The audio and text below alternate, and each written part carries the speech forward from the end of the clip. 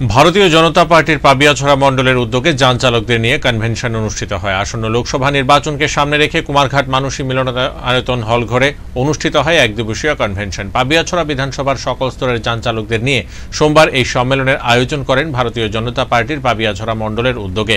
প্রায় 700 থেকে 800 ড্রাইভার শ্রমিকের উপস্থিতিতে এই সম্মেলন অনুষ্ঠিত হয়। অনুষ্ঠানের সূচনা করেন ভারতীয় জনতা পার্টির প্রদেশ সাধারণ সম্পাদক তথা পাবিয়াছড়া কেন্দ্রের বিধায়ক ভগবান চন্দ্র দাস। প্রদীপ প্রজ্বলনের মধ্য দিয়ে অনুষ্ঠানের শুভ সূচনা করেন উপস্থিত অতিথিরা।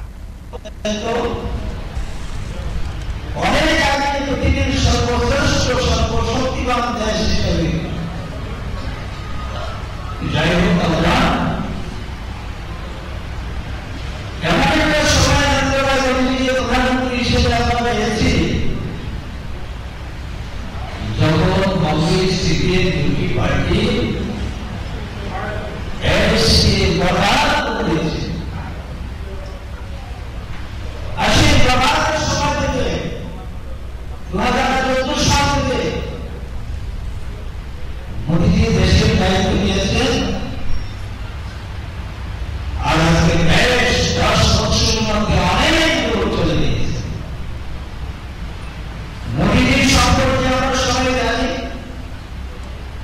ওনার বাড়িতে কোথায়, ওনার বাবার নাম কি, মায়ের নাম কি, উনি কে ছিলেন, কি করতেন, আমরা সব জানি।